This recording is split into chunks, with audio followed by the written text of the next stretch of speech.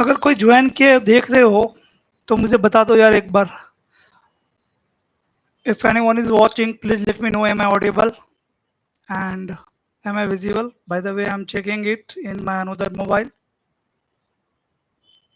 मैं अपने दूसरे मोबाइल में देख रहा हूँ, बट मुझे अभी तक तो दिखा नहीं है live session.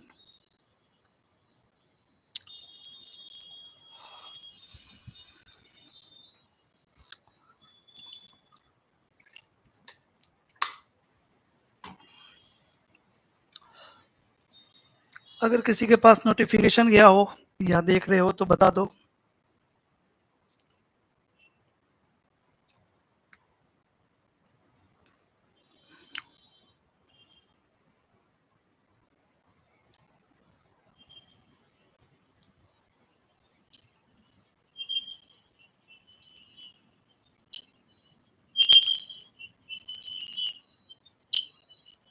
Yes Bikki Singh good evening.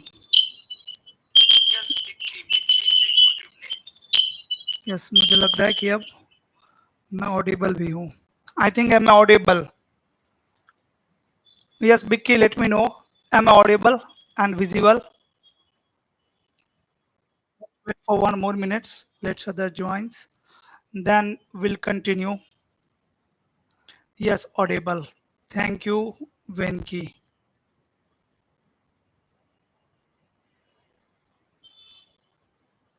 And visible too. Great. Great. Thanks for the acknowledgement. Just wait for some time. Then we'll start. By the way, I must tell you, this live session is for the fresher, for the beginner in this industry. So if you are someone who is looking for starting your career in the networking domain, you are going to attend your first interview, then definitely this session is for you. But this session is not for the experienced one. If you are working in the industry and you are improving your technical skill, because of that you are following my channel, then there are many videos available. This video is not for you, right? You can watch the other videos. In this video, we are going to discuss the basic things. See, I have collected some interview questions, some common and basic interview questions from the comment section of my social media platform, from the Facebook, from YouTube, from Instagram, LinkedIn. So I have some interview basic and common interview questions for network engineer, and we'll discuss that questions. We'll discuss those all basic questions. Maybe 50 questions, 40 to 50 questions are there, right? I have collected all questions, and see, these all questions are in my mobile. So these are the only questions. I will share my own answer, okay, for each question. But these questions are basic. बहुत ही basic questions है ये. तो अगर आप एक beginner है, fresher है और इस इंडस्ट्री में कैरियर बस बना रहे हैं, आप पहला नेटवर्क इंजीनियर का इंटरव्यू अटेंड करने जा रहे हैं, तो ये वीडियो आपके लिए ही है, राइट? देख सकते हैं आप ये वीडियो. हेल्प कर सकती है आपको ये वीडियो आपके इंटरव्यू पास करने में. जो भी बेसिक क्वेश्चंस जनरली इंटरव्यूअर पूछते हैं नेटवर्क इंजीनियर से, राइट, L1 जॉब के लिए, वो क्वेश्चंस कॉमनली जो क्वेश्चंस होते हैं 50-60 क्वेश्चंस, उसको हम लोग डिस्कस करेंगे इस वीडियो में, right? We'll discuss very basic questions of CCNA and CCNP today in this video, right? You can say 50 common network engineer interview questions along with answer. This can be title for today videos. This can be title for today video. And even I have not, मैंने भी अभी तक ये question सारे देखे नहीं है. Questions में कुछ VLAN है. What is VLAN and why is it used? Explain the difference between switch, router, IP addresses, OSI model and its layer, TCP, UDP, NAT, ACL, broadcast domain, collision domain, right? सारे basic questions हैं, okay? तो अब wait नहीं करते हैं, अब start करते हैं सेशन. शायद मैं ऑडिबल हूँ, आवाज क्लियर है और मेरा वीडियो भी आपको सही से दिख रहा है, राइट? कमेंट करके बता दिए हैं और 8 लोग ज्वाइन कर चुके हैं, 8 लोग देख रहे हो। तो जो भी आप देख रहे हैं पहले एक बार लाइक कर दीजिए वीडियो को यार, please hit on like button. Before starting the session, please hit on like button. Then we'll start this session. As I told you, today we are going to discuss 50 most common network engineer interview questions along with answers. 50 most common network engineer interview questions along with answer. Right? Okay. And first question is, and see guys, how I have collected this question. I have collected these questions from my subscribers, right? So I have collected these all questions from the comment section of my social media platform, right? From the comment section of post on Facebook, on YouTube, on Instagram, and LinkedIn. Okay, let me discuss the first question. And first question is, now suppose you are in front of interviewer. I am interviewer, right? And you have applied for job in a company. In which company? Let's suppose any company, Airtel, right? For the L1 position. Airtel Manisar, Gurgaon. Done. Airtel Pan India Manisar, Gurgaon. Right? You have applied for job in that company. Right? Airtel always hire L1 network engineer, right? So if you are looking for job, you can apply there, right? Definitely you will get call within 2 to 3 days, right? For the interview. So the first question, and those companies always ask these type of questions only, right? Whenever you will apply for job at L1 position as a fresher in the networking domain, you will get all basic questions only in the interview, right? Because you are not experienced one, they cannot expect you much, they cannot expect much from you, right? So definitely they will ask you basic questions like what is VLAN, what is routing, what is difference between OSPF and EIGRP, like that. What is BGP, what is OSPF, they can ask questions like that. So we can say these all questions are based on CCNA and CCNP. These are CCNA and CCNP level question, right? So let's begin, guys, now without wasting our time. And one more thing, if you also have any questions, right? Let's say you have attended some interview, right? And interviewer asked you some question and you don't know the answer of those questions. So what you can do, you can put that question in the comment section, of this video. Done. So what I will do, maybe I will discuss that question today in this same session, or I will make one another session for those questions. So if you have any questions or like scenario, real-time scenario, if you are already a network engineer, or if you are a desktop support engineer, those type of engineer also can share their interview questions because both are correlated. Fine. Now, guys, okay, without wasting time, let's begin. First question is, what is VLAN? So first of all, see, 11 people are watching me right now.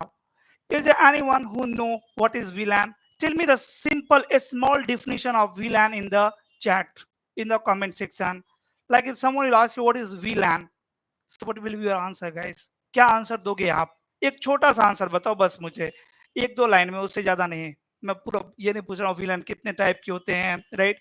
और VLAN की detail concept, सिर्फ और सिर्फ what is VLAN, VLAN क्या है, कैसे आप explain करोगे, राइट? और यही पहला क्वेश्चन है मेरा, ये लिस्ट में भी आप देख सकते हो, लिस्ट मेरे सामने है। पहला क्वेश्चन है VLAN, what is VLAN? So someone is saying VLAN is virtual segmentation of an existing physical network. Virtual segmentation of an existing physical network. थोड़ा सा यार आसान बना के बताओ. You should always try to make your answer easier. Like you can say VLAN stands for virtual local area network, which is used to segment the network. Or what is physical network? Segmentation of existing physical network. What do you mean by existing physical network? So you can say segmenting physical network virtually. That is known as VLAN. Then the another definition from your side is VLAN divide single broadcast domain into multiple broadcast domain. This is the good answer, right?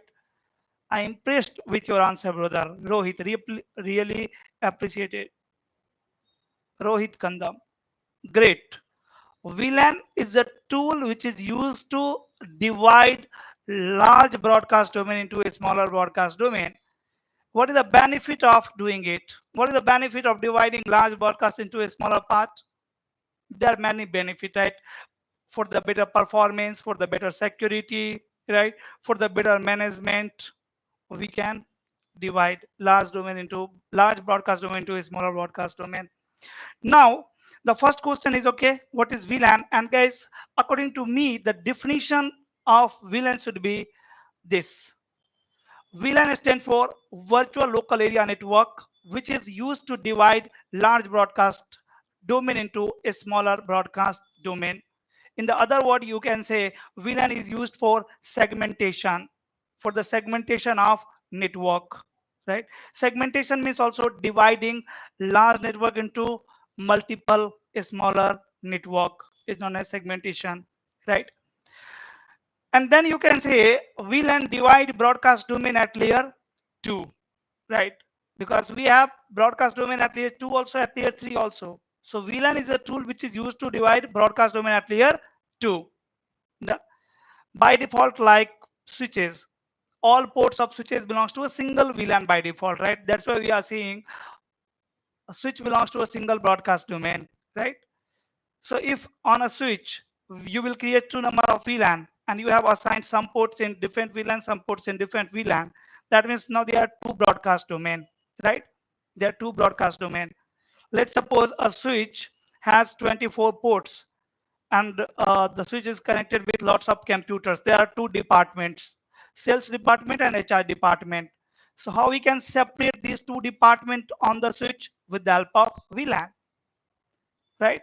Whatever ports are connected with sales people, I will put those all ports in different VLAN, and whatever ports are connected with HR users, I will put those all ports in different VLAN, right?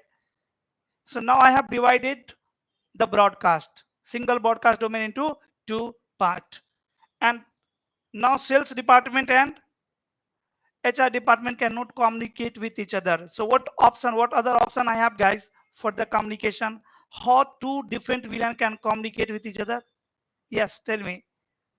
Tell me in the chat how two different VLAN can communicate with each other. Until then, I am moving to next question. And next question is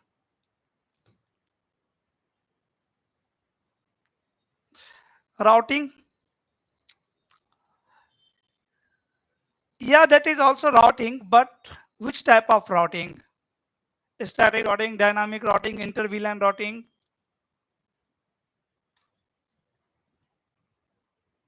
There is inter-VLAN routing, right? Now the second question is, first question is VLAN, and hope it is clear how you will explain. VLAN is virtual local area network, which is used to divide large broadcast domain into a smaller broadcast domain at layer 2. This should be your definition of VLAN in interview. Now the second question is, explain the difference between switch and a router. Difference between switch and router. Tell me, guys, the difference between switch and router. Difference between switch and router.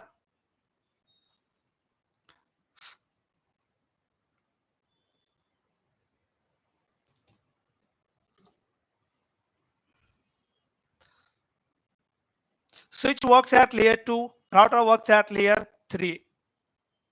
I'm not talking about layer 3 switch. Whenever I'm saying switch or interviewer is saying switch, so you should consider layer 2 switch, right? If he will ask about layer 3 switch, then they are going to mention it, right? Like they can ask you what is the difference between a router and layer 3 switch.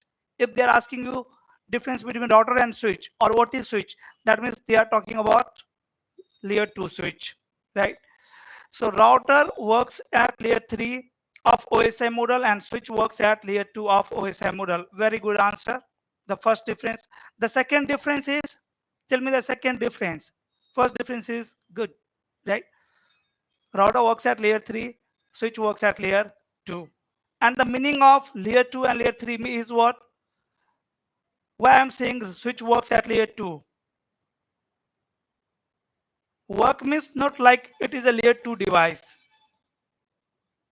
It works at layer 2 means it forward data on the basis of layer 2 information, right? So switch takes forwarding decision on the basis of layer 2 information, that is MAC address. That's why we are saying switch is a layer 2 device. Router routes the packet on the basis of layer 3 information, which is IP address, yes, and switch takes forwarding decision on the basis of layer 2 address, that is MAC address. Router forward packet to other network, switch forward frame within the network. Or router can also forward packet within the network. Router can also forward packet within the network. Okay, so router forward traffic on the basis of layer 3 information. That's why we said router is a layer 3 device, and switch forward traffic on the basis of layer 2 information. That's why we are saying switch is a layer 2 device. The second difference is router maintain routing table to forward traffic and switch maintain MAC address table to forward traffic. Third difference can be router has per port broadcast domain and switch has single broadcast domain. And if I will talk about the collision domain, so both devices has same collision domain, right? Per port collision domain. So the second question is the difference between router and switch. Okay, hope it is clear. Now the third question is, what are the different types of IP addresses? How many types of IP addresses are there, guys? Types of IP addresses. So we have two types of IP addresses. One is IPv4 and second one is IPv6. IPv4 and IPv6. Yes. Info2 is saying IPv4 and IPv6. Great. Two types, 4 and 6. Great. What is the difference between 4 and 6? The difference between IPv4 and IPv6? There are many differences, right? If I will talk about the difference between IPv4 and IPv6 in terms of length. So IPv4 is 32 bits address and IPv6 is 128 bits address. If I will talk about the difference in terms of representation, right? How we are representing these IP addresses.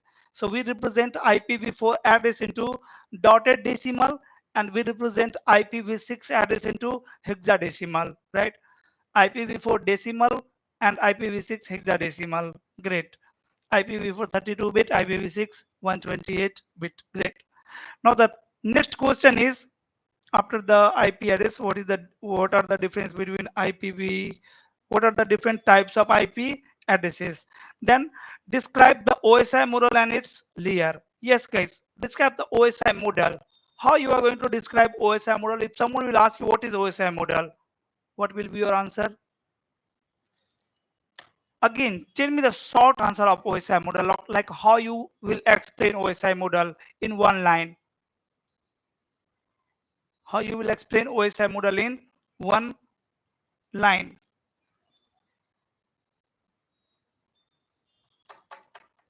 OSI model.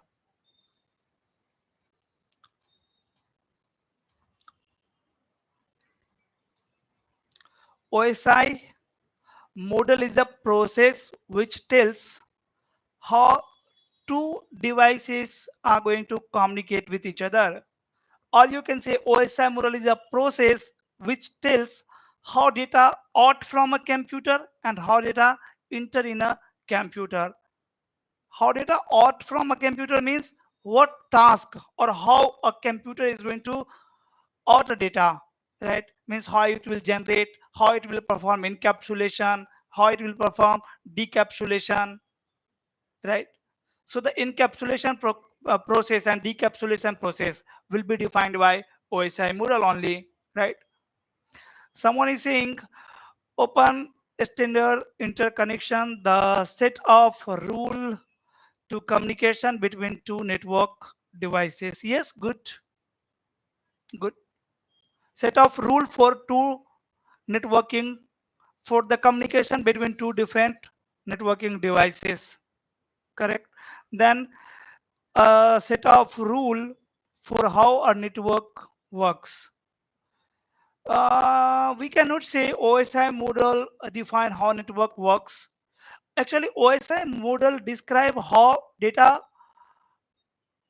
will be processed at a machine, right? Let's say my computer, if my computer is generating a HTTP data at application layer, it will generate, right? HTTP protocol will generate HTTP request message, then it will hand over to lower layer, means physical session, and at these layers again we will have algorithm protocols, right? Like a transport layer, we have two protocol, TCP and UDP.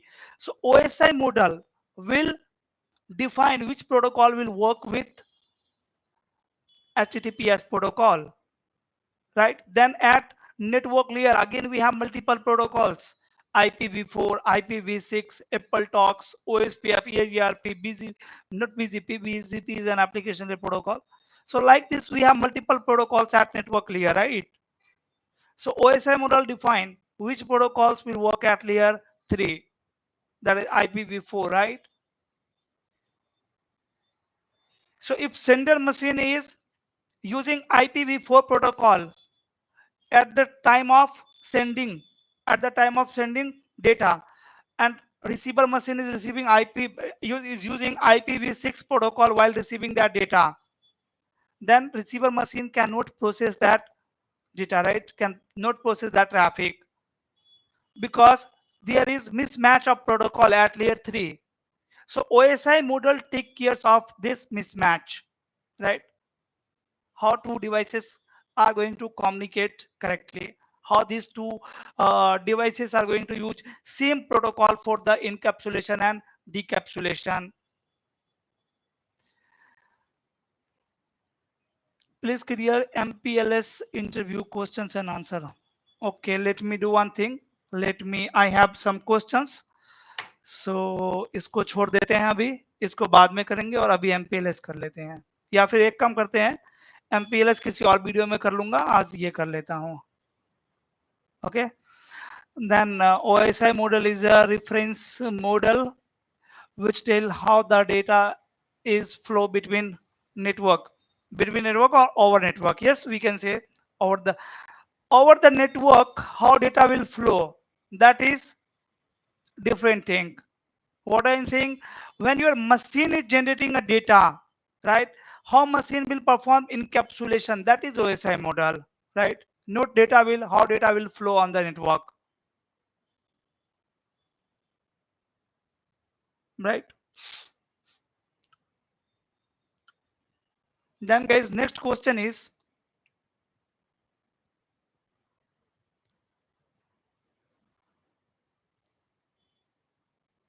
after the OSI model, what is subnetting?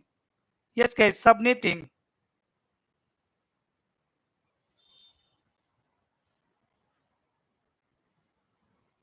First of all, thanks a lot, sir. Explain the GRE. Okay, I think GRE is in the list, right? GRE is in the list, so definitely we will discuss GRE. But for now, sub question is subnetting. So tell me, guys, what is subnetting? What is subnetting? Subnetting. Dividing large network into a smaller network. Great. Again, see, VLAN is dividing large network into a smaller network. Subnetting is also dividing large network into smaller network. Then what is the difference between VLAN and segmentation and subnetting?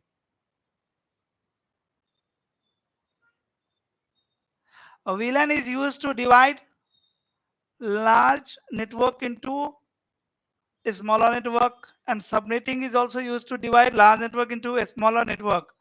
So the difference between VLAN and subnetting: creating a smaller broadcast domain,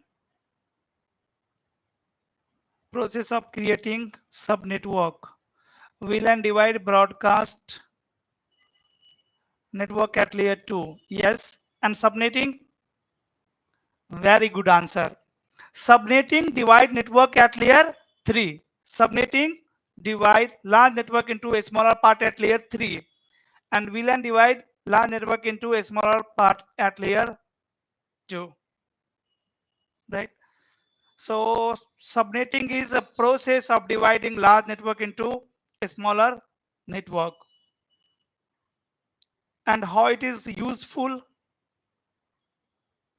Again, if your network size is small, then it is easier for management, right? You will have better performance. As your network is isolated, you can configure quality of service, you can configure security, right? So these are the benefit. Then the next question is, we'll end divided later. Next question is the difference between TCP and UDP. Yes, guys, tell me the difference between TCP and UDP. This is very important question. Most of the time, interviewer is asking this question to fresher network engineer. So if you are a fresher, right, and applying for job in the company, maybe in the next interview, interviewer are going to call you. Interviewer is going to ask you this question: the difference between TCP and UDP, right? Or like they can ask you what is TCP, what is UDP, any question. But from this topic is very important. Most of the time interview is asking the question in interview from this topic, TCP and UDP. So tell me some differences between TCP and UDP. TCP is reliable, UDP is not reliable. TCP is connection oriented, UDP is connection less. TCP needs a three-way handshake before it sends data, and UDP does not need three-way handshake. TCP connecting oriented and UDP is connection. Okay, TCP is connection oriented, UDP is connection less. UDP does not need a handshake before it can send data, and TCP use three-way handshake. Okay, anything else? What do you mean by connection oriented? What is connection oriented? Now my next question is, what is connection oriented? What is connection oriented?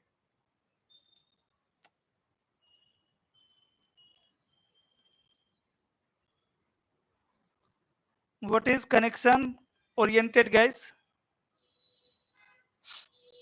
TCP is an connection oriented protocol, UDP is an connection less protocol. So what is connection oriented? Just a minute. Just a minute.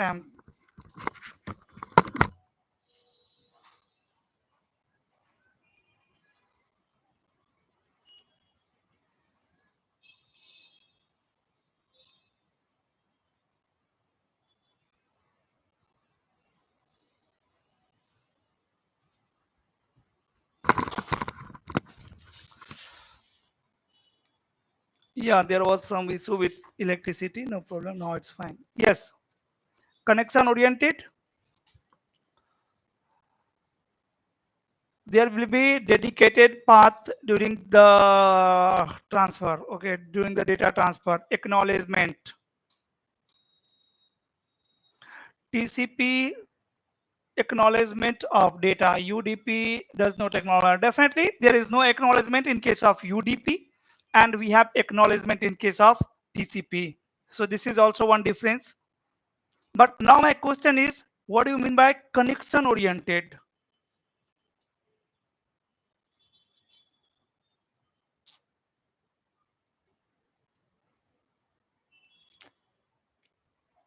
Okay. Connection oriented means, guys, establishing a logical connection between source and destination. Like, let's say I want to access the web page of Google server. So simply in the browser, I will type www.google.com. First, my machine will resolve IP address for the domain name, then my machine is going to send data to the server, right? Means my machine is going to generate data at application layer.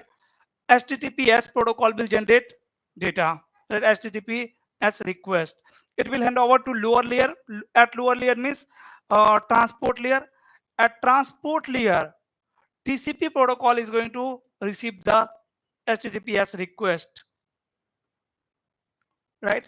And TCP protocol is going to encapsulate the segment, right? Then TCP protocol will hand over to lower layer, means to network layer. But as this is TCP based protocol and TCP is connection oriented protocol, first TCP protocol is going to establish a connection. TCP protocol is going to check.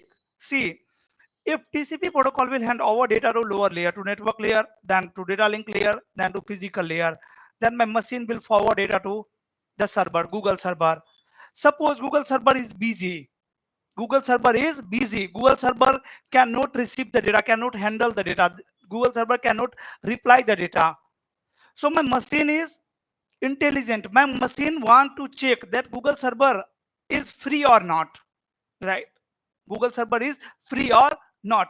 If Google server is free, then only I will hand over data to lower layer. Otherwise, I will discard it.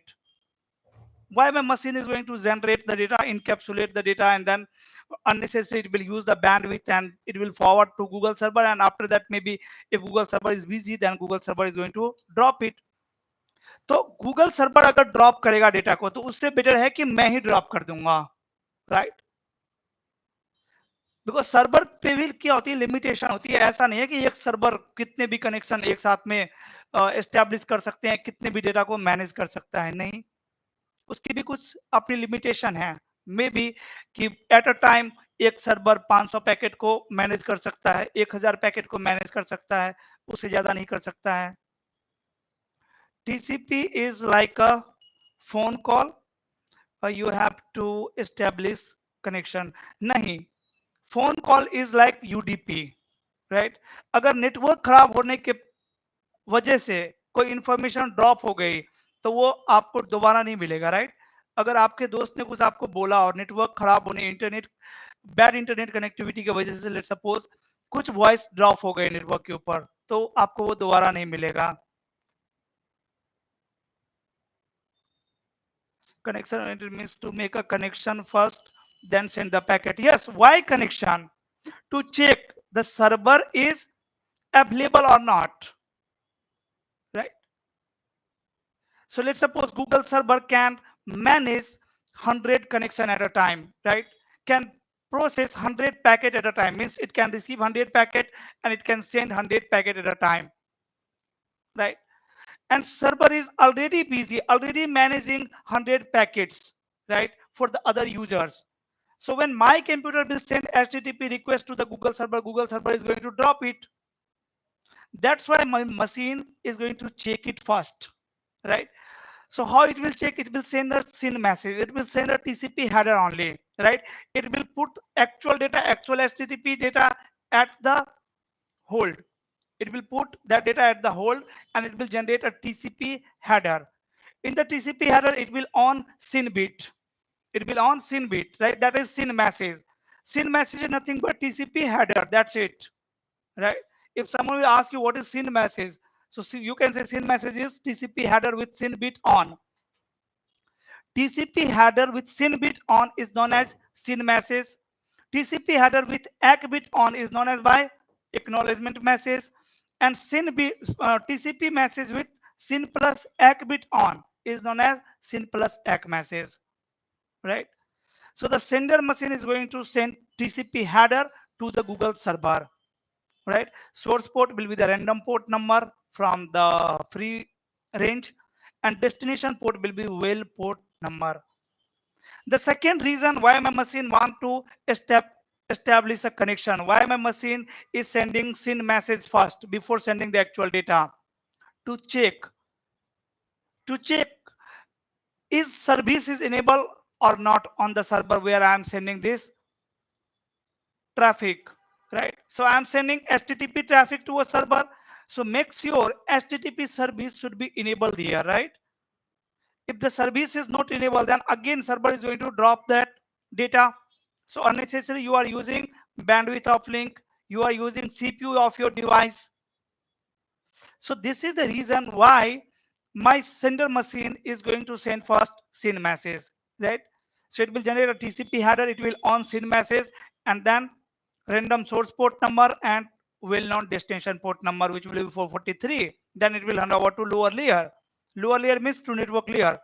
Network layer, maybe network layer will be use IPv4 protocol or IPv6 protocol, right?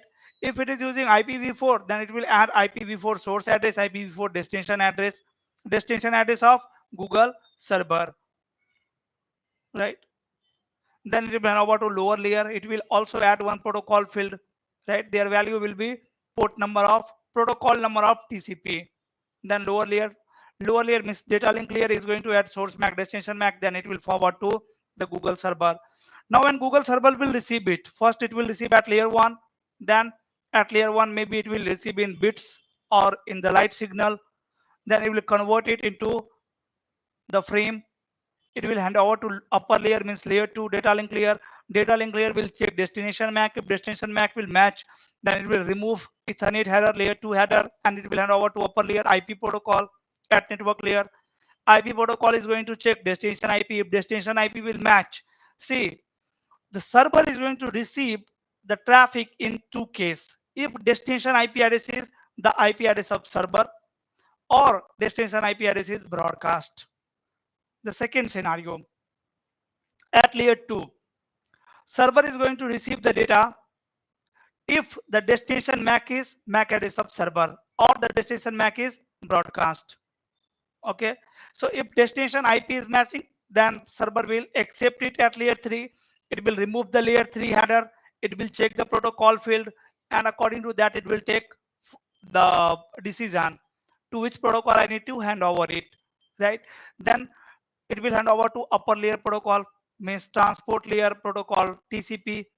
When TCP will receive it, TCP is going to check what port number.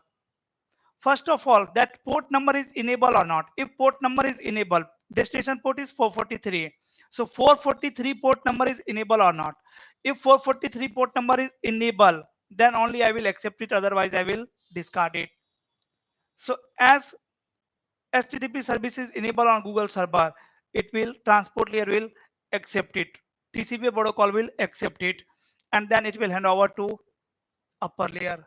Most of the people are saying it will hand over to upper layer, but no. This is what SYN message. Transport layer have generated this message. Actual message is on hold at the receiver machine, right, guys? On my PC, right? So transport layer will check which type of message it is, right? Destination port is 443. Okay, 443 is running here. I will accept it. Now, SYN bit is on. Yes. If SYN bit is on, that means someone is trying to establish a connection, logical connection, right? Server will come to know, okay, someone is trying to establish a connection. If server have the space, server have the free memory, right, to manage one more connection, then server is going to send SYN plus ACK message. Means server is going to generate one TCP header and it will on SYN plus ACK bit. Then it will hand over to again lower layer, means to network layer. Network layer will add source IP, destination IP. Then it will hand over to lower layer, means to data link layer. Data link layer will add source MAC, destination MAC, then to physical layer, right? When sender machine will receive the SYN plus ACK message, again sender machine is going to send acknowledgement message. And during this process, both machines are going to negotiate the window size. Both machines are going to negotiate the minimum MTU between source and destination. Like between my PC and Google server, there are thousand number of routers. So it will check what is the minimum MTU. According to that MTU, it will decide the size of segment. What will be the maximum segment of size, right? And according to that, it will divide again large size of data into a smaller part. That is known as, guys, segmentation, right? Segmentation means dividing large data into a smaller part at layer 4, right? So sender machine is going to now generate a segment, right? It will divide large data into a smaller part. Maybe if it is required to divide, then only it will divide, otherwise it will not divide. If segmentation is not required, then it will not divide, directly at the TCP header with the actual data now, and then it will hand over to lower layer, means to network layer, and then server will receive it. This time server have already knowledge that I am receiving some data, I will receive some data from the sender machine, right? So server will keep some space available for the PC, for my PC, right? This is the benefit of three-way handshake, or you can say of establishing a logical connection between source and destination.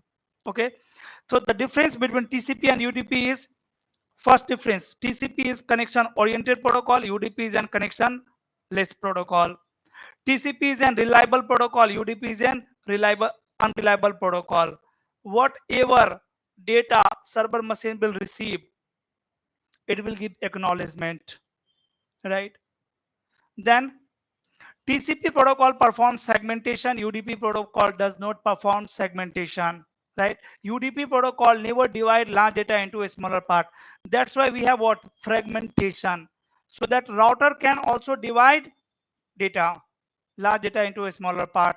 Let's say a router is receiving a data whose length is 2000 bytes and their MTU size is 1500 byte, right? So this, in this scenario, router have to divide data, right? Otherwise router cannot forward it. And this data can be UDP based data or data at layer 3, right? All TCP data is already divided, right? पहले ही divide हो चुका है वो, according to MTU, according to maximum segment size, MSS, right? So these are the differences between TCP and UDP. Now let me move to the next question, guys. And next question is, explain the difference between TCP UDP. What is a MAC address and how it's used in networking? Yes, so tell me, what is MAC address? What is MAC address, guys? Let me know in the chat. Work at layer 2 and layer 3. Ashish, what are you trying to say? क्या बोलना चाह रहे हो आप? Work on layer 2 and router work layer 3. The difference between switch and router, I think, right? Yes, you are correct. What is MAC address, guys? MAC address.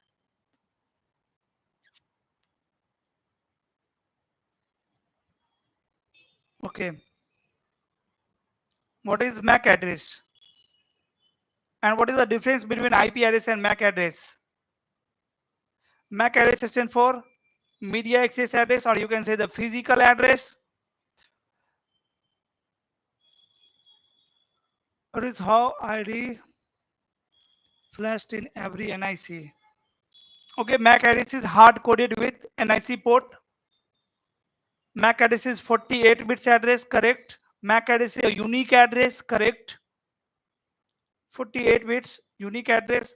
How we represent MAC address? How we represent MAC address?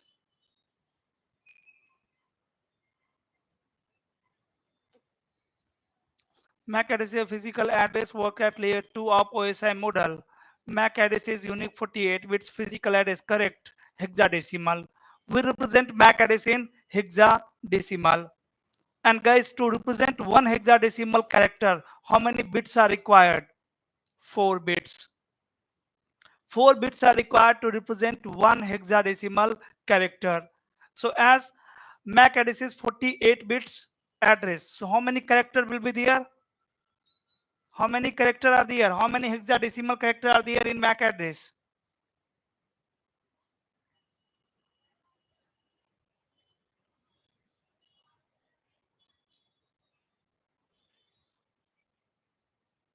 Twelve, correct. 12 multiplied by 4. 48 bits, right? And switch forward traffic on the basis of MAC address. Okay. Now let me move to the Next question, which is what is NAT? Network address translation. What is NAT, guys, and why is it important? What is NAT and why is it important? Yes, please tell me what is NAT, network address translation, and why is it important? Yes, network address translation. What it is? Is NAT device? Is NAT device, guys? Like router switch?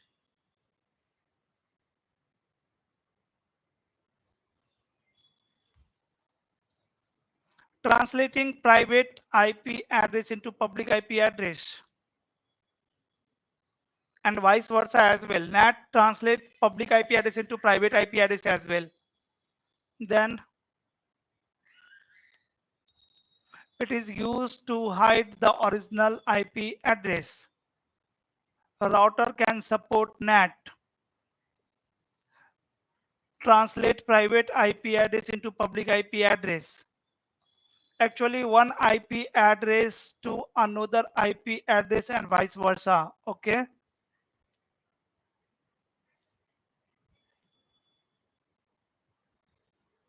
See guys, if interview is asking you this question like what is NAT, first of all, I would like to make you understand the need of NAT, why we are using it.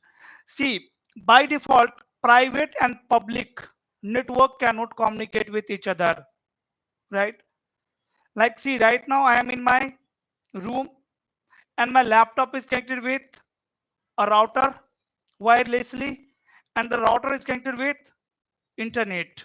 So internet is public network. My laptop is in private network. This is the my home network is private network. मेरा जो घर का network है वो कैसा network है? Private network, right? तो by default private और public आपस में communicate नहीं कर सकते हैं. Reason जो मेरी लैपटॉप है वो प्राइवेट आईपी एड्रेस यूज कर रहा है और जो इंटरनेट है जैसे आपका यूट्यूब, ये अब मैं अभी यूट्यूब पे लाइव हूँ.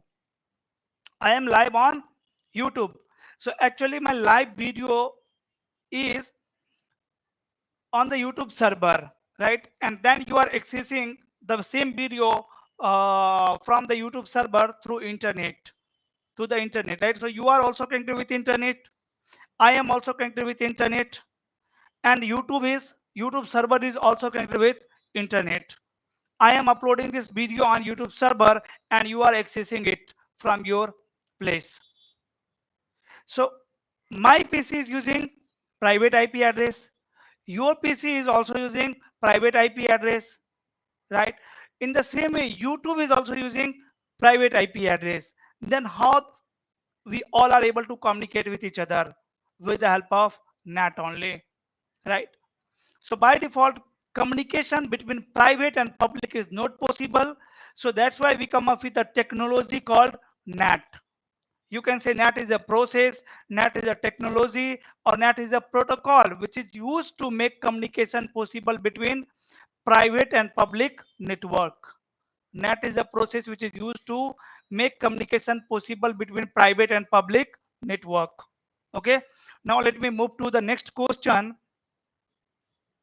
Next question is describe the function of a DHCP server. Yes, guys, describe the function of DHCP server. What is DHCP server? Why we are using it?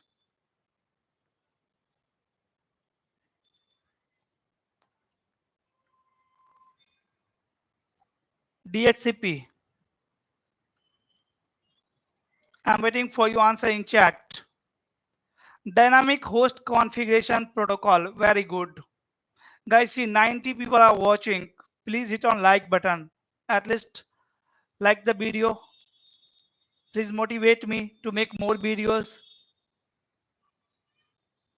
Today is Saturday. Today is Saturday. I am free from my work. Right. So that's why I'm live on the YouTube. And I'm expecting at least some few likes from you guys. If you're watching, if you're getting benefit, then please hit on like button. Because there are 90 people are watching, right? Like is only 7, 8. Now see, now people are liking, right? Okay, so DHCP stands for Dynamic Host Configuration Protocol, which is used to assign IP address to machine dynamically, where DHCP is required. Guys, in the large network, let's suppose you are a network engineering company, and in that company there are 1000 sales people, right? 1000 sales clients are connected to the network, right? They are accessing network resources, they are accessing internet. But sales people, sales guys don't know how to configure IP address on their computer, right? But the basic requirement for communication is source IP, destination IP, source MAC, destination MAC. So all machines need IP addresses, right, for the communication.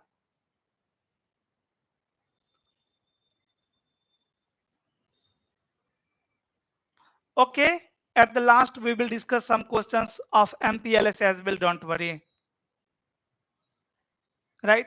So as salespeople don't know how to configure IP address on the machine, then as a network engineer, you have to configure IP address on all machines, right?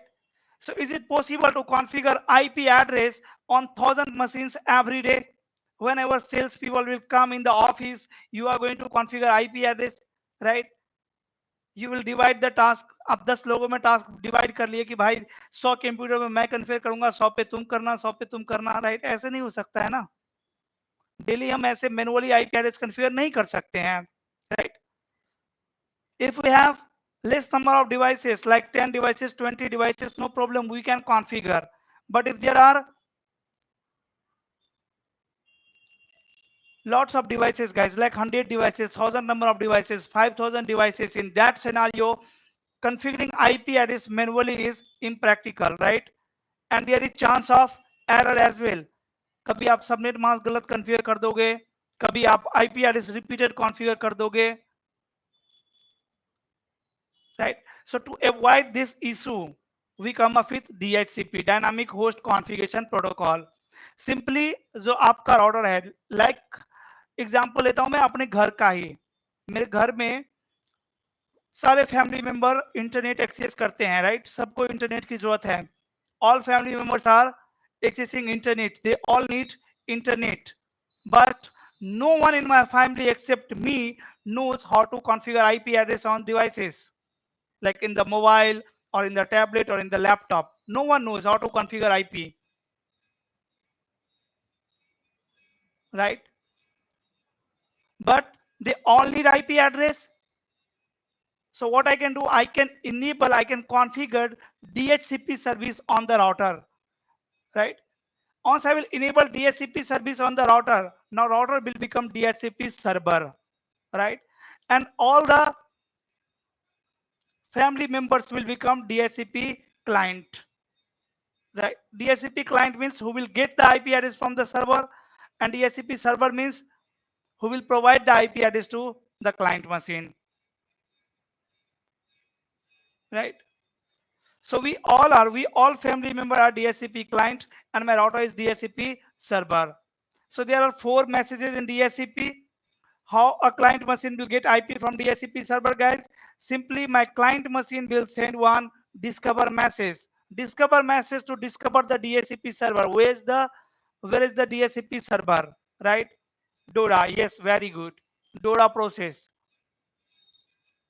So first of all, let's suppose this PC, my PC need one IP address, or this mobile need one IP address. So my mobile is going to first discover the DHCP. Where is the DHCP server?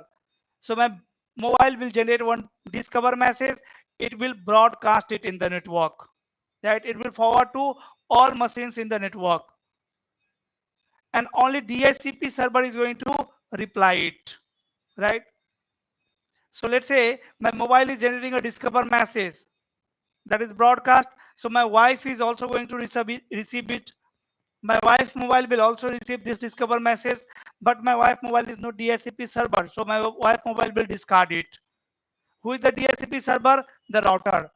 So router is going to generate the second message, that is offer message, right? DORA, discover, offer.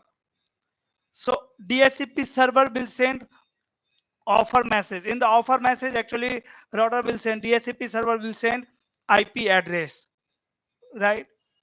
When my machine, my mobile will receive the offer message, it will get some IP addresses. Now it will ask for the IP address to the server again, right? Because before assigning the IP address, my machine is going to check the duplicacy as well, like this IP address is unique or not, correct? Then it will send the request message to server, right? Request, can I assign this IP address? Then server will generate finally acknowledgement. After receiving the acknowledgement, this machine is going to assign that IP address on their port, on their NIC, right?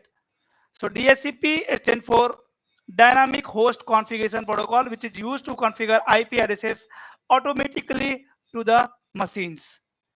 We have 4 types of messaging in DHCP: discover, offer, request, acknowledgement. DHCP works at application layer and it uses UDP service at transport layer at layer 4. Now let me move to the next question, and next question is, what is the difference between broadcast domain and collision domain?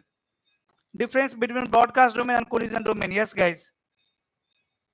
What is broadcast domain? What is collision domain? Tell me.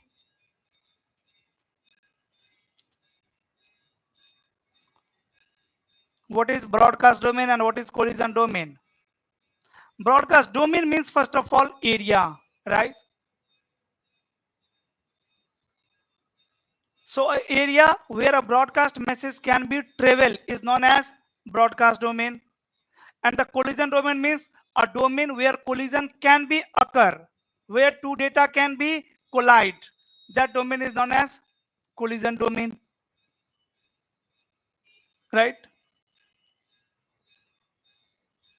Like जैसे मैं अभी इसी का अपना ही example दूं कि मेरे घर में सारे फैमिली मेंबर क्या कर रहे हैं, इंटरनेट एक्सेस कर रहे हैं, और हम सब लोग किसमें, एक ही ब्रॉडकास्ट डोमेन के अंदर है, क्योंकि हम सबके डिवाइसेस कैसे कनेक्टेड हैं, एक्सेस पॉइंट से कनेक्टेड हैं आपस में, राइट? मैं अपने मोबाइल से अपने पापा को व्हाट्सएप पे मैसेज भेज पा रहा हूं, राइट? तो स्विच यहाँ पे क्या कर रहा है, लेयर 2 एड्रेस के बेसिस पे फॉरवर्डिंग कर रहा है, correct? So as we all are in single broadcast domain, इसीलिए तो जब ये मशीन डिस्कवर मैसेज जनरेट कर रहा है मेरा मोबाइल, तो सारे फैमिली मेंबर के पास जा रहा है वो मैसेज, डिस्कवर मैसेज। क्यों? क्योंकि सब एक ही ब्रॉडकास्ट डोमेन में है। अब आप कहीं से जो ये वीडियो देख रहे हो, अलग ब्रॉडकास्ट डोमेन में हो, मैं अलग ब्रॉडकास्ट डोमेन में हूँ, तो अगर आपका मशीन कोई ब्रॉडकास्ट मैसेज जनरेट करता है तो वो आपके डोमेन में ही ट्रेवल करेगा, राइट? मेरा मशीन कोई ब्रॉडकास्ट मैसेज ट्रेवल करता है तो वो मेरे ही ब्रॉडकास्ट डोमेन में ट्रेवल करेगा। अब broadcast message cannot cross the broadcast domain, right? So the difference between broadcast domain and collision domain is, domain where broadcast message can be travel is known as broadcast domain, and domain where collision can be occur is known as collision domain. Each router interface is in different broadcast domain. Very good. Router has per port broadcast domain, and all ports of switch belongs to single broadcast domain, right? But router and switch both has per port collision domain, right? Collision domain means way of communication. One collision domain means one way of communication, right? So if you have a switch with 24 ports, that means there are 24 collision domain. That means 24 guys can communicate at a time, right? If I will talk about the hub, so all ports of hub belongs to single collision domain. That means there is only one collision domain, means only one guys can communicate at a time, right? So this is the difference between broadcast domain and collision domain, right? Collision domain means way of communication, you can say. Done? Great. Thank you, brother. Thanks for appreciation. The next question is, what is broadcast domain and collision domain? Then what is access control list? Switch is one broadcast domain and each interface is a collision domain. unless it has VLAN. Okay, yes, correct. Unless it has VLAN. Now, guys, second question is what is access control list ACL? Yes, tell me the answer. What is ACL?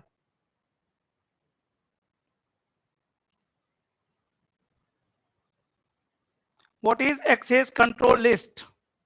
Packet filtering.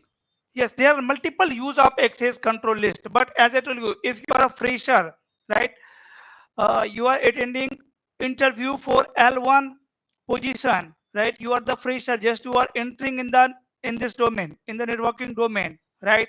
So you are going to say ACL is used to allow and deny data, right? Data packet. ACL is used to allow and deny data packet, right? Then the second use case of ACL is ACL can be used to identify the traffic as well. Let's say I want to configure quality of service for the network admin, right? So we have a separate department, let's say finance department, and for the finance department, I want to configure quality of service. I want to configure priority, right? I want to tell to devices, please process the finance traffic first, traffic of finance first. How I can do? First of all, I have to identify the traffic on devices. So we can use access control list to identify the traffic ACL, right? But for the fresher, if someone is asking you what is ACL, so you should tell that ACL is used to allow and deny traffic. Let's say I want that sales department should not communicate with HR department, or HR department should have limited access of internet, right?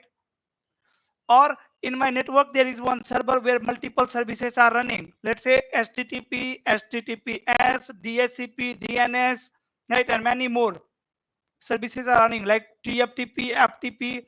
All services are running on a single server. But what I want, that HR department user should be only able to access DHCP service from this server, or DNS service from this server. Rest all services should be not available for HR department. So I can configure ACL, access control list.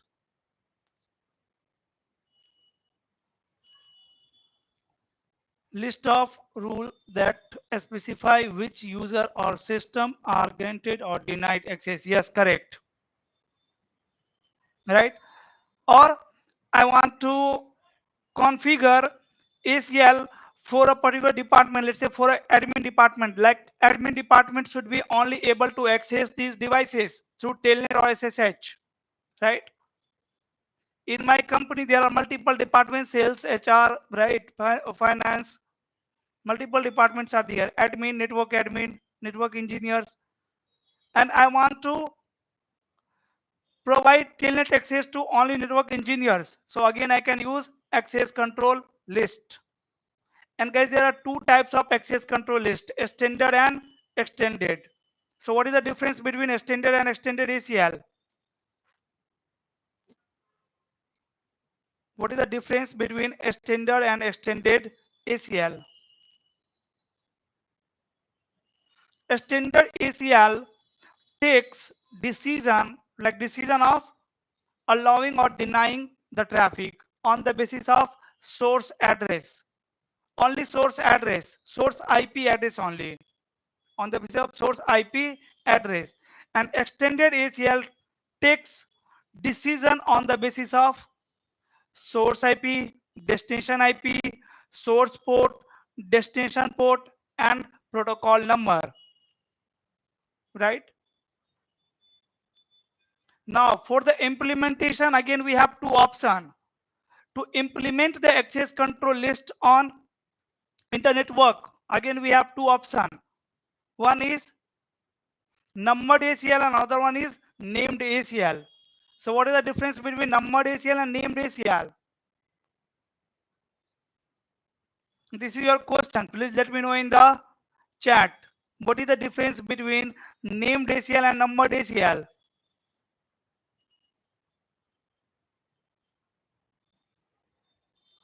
Until then, let me check the next question. Next question is, explain the purpose of STP, a spanning tree protocol.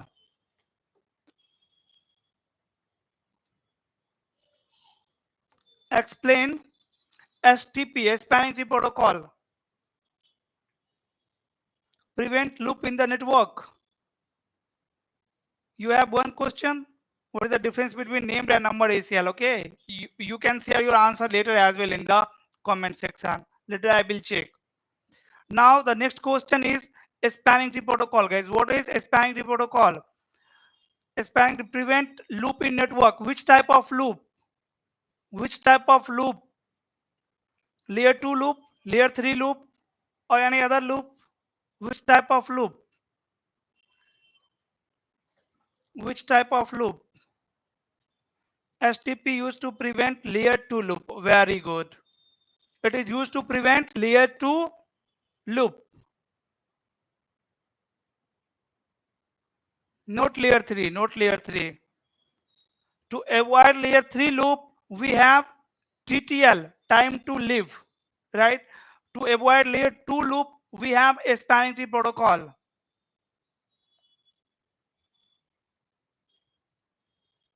No, no, not layer 3, layer 2. Okay, so STP stands for a spanning tree protocol. It is a layer 2 protocol, means it works at layer 2, which is used to avoid layer 2 loop. A number scale identified by number. Yeah, that is okay. That is also one difference. And name scale identified by name.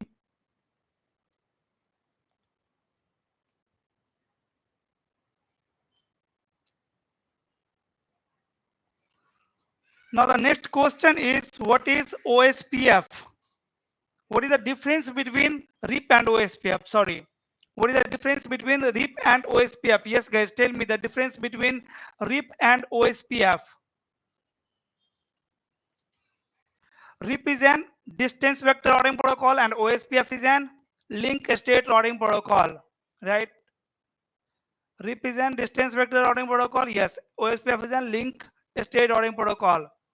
And you know the properties of distance vector and link state. Like distance vector routing protocol always sends update periodically, right? And it always sends full update.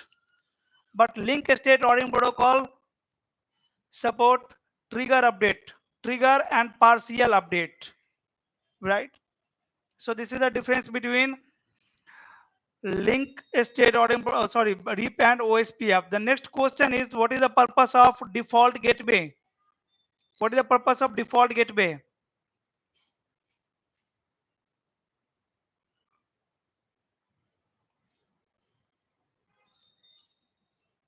What is the purpose of default gateway?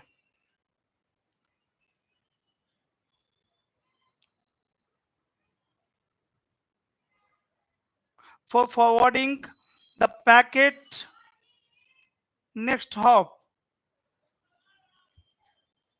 exit point of LAN to communicate with other network. Yes, to communicate with user belongs to different network, right? Like if my machine, my mobile, from this mobile I want to send you a WhatsApp message, right? So you are in different network, I am in different network, right? But guys, basic requirement of communication: source MAC, destination MAC, source IP, destination IP, right? My mobile know the source MAC, my mobile knows the source IP, my mobile knows the source destination IP, but my mobile don't know the destination MAC, right? Who is going to tell destination IP to my machine, to my mobile? I am going to tell, right? Once I will open your profile, or once I will open your WhatsApp profile, my device will get to know about the IP address, your IP address. But how my machine will get the MAC address? So whenever machine don't know the MAC address, whenever a machine need to find MAC address from the IP address, machines generate ARP. Machine generates ARP request. ARP is a layer 2 protocol which is used to resolve MAC address from IP address, right? And ARP protocol will generate one ARP request, which is broadcast,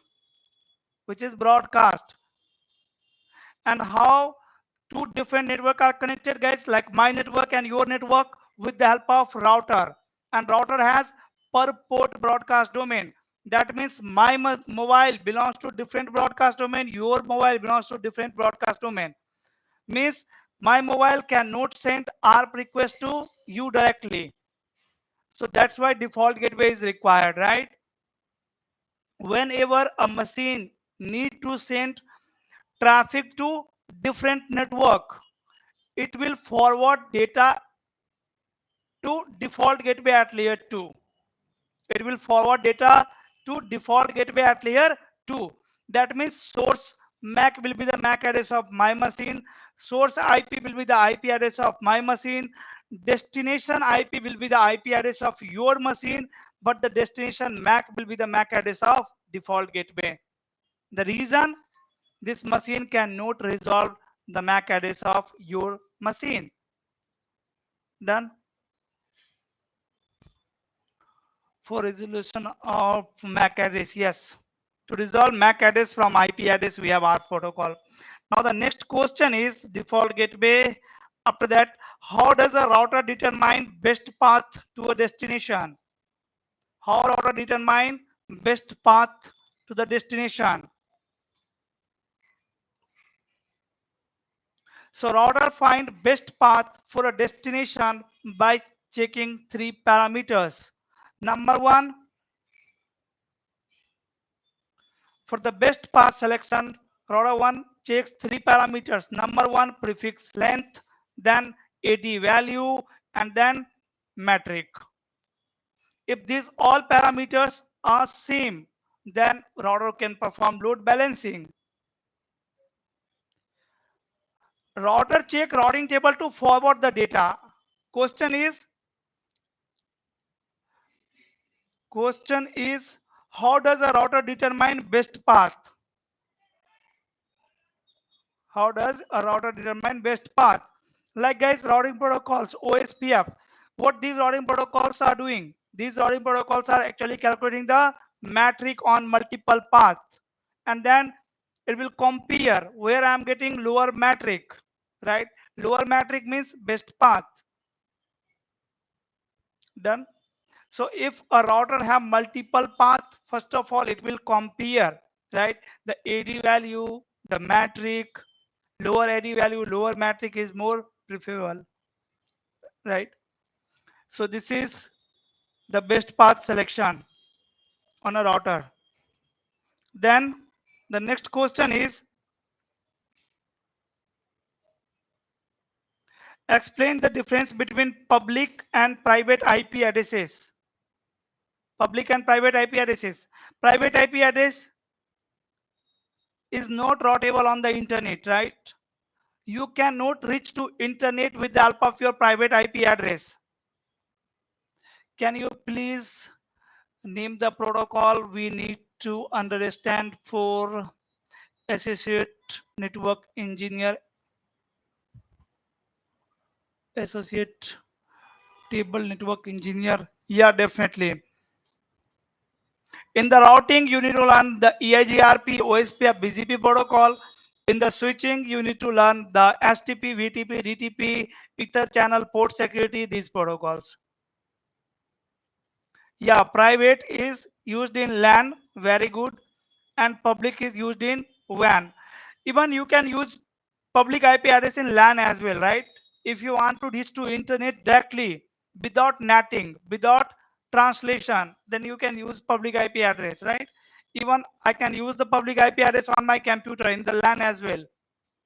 But private IP address is not routable on the internet, right? Internet routers are not going to understand private packet, right?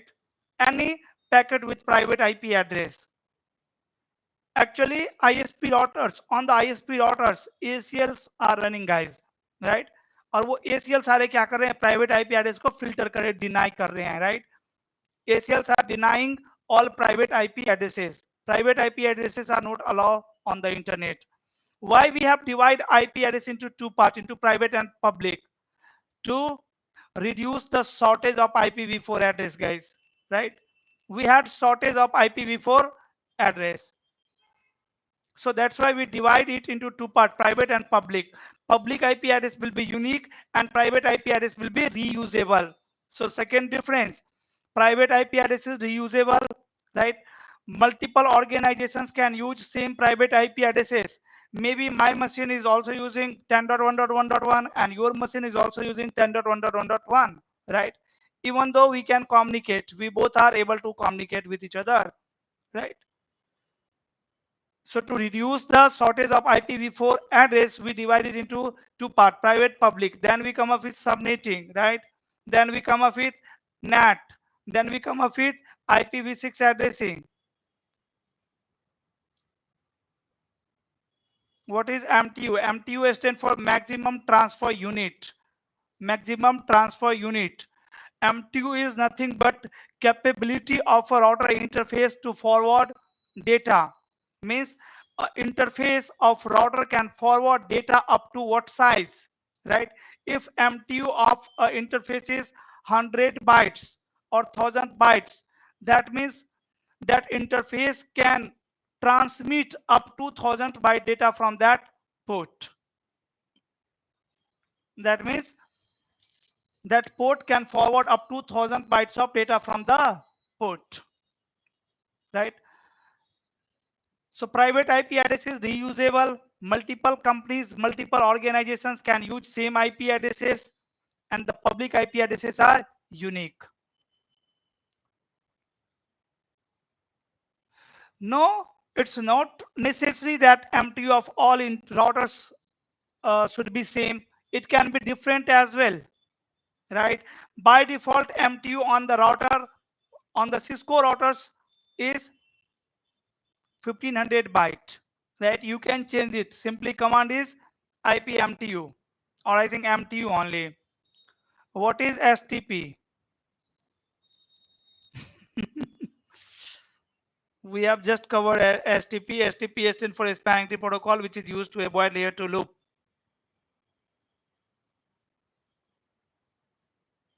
Next question, after IPv4 private and public IP.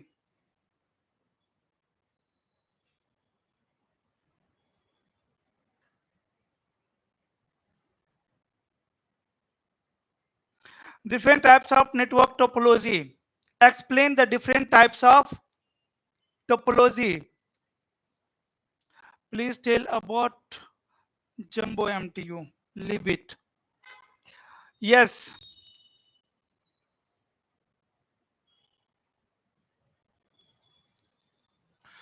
Types of topologies. Yes. Bus topology, a star topology, mesh topology, hub and spoke topology. What is the difference between IS, IS and OSPF? Both are same. There is no difference. The difference is OSPF works at layer 3 and IS protocol works at layer 2, right? So you can compare both routing protocol in terms of CPU utilization. That's it. But it will be better if you will not talk about the IS protocol here, because this session is for beginner, right? For the freshers. Done. So we have multiple types of topologies, guys, and network topology is very important for network designing, right? Like let's say you are a network design engineer, you are preparing for network design engineer, so you should have good command on network topology type. Let's say you are going to design a network, right, for a company who have multiple branch offices, who have one data center, one headquarter, right? So how you are going to connect these all branch offices, data center, headquarter together, right? So we have you have multiple options. You can form bus topology, you can form a star topology, you can form ring topology, right?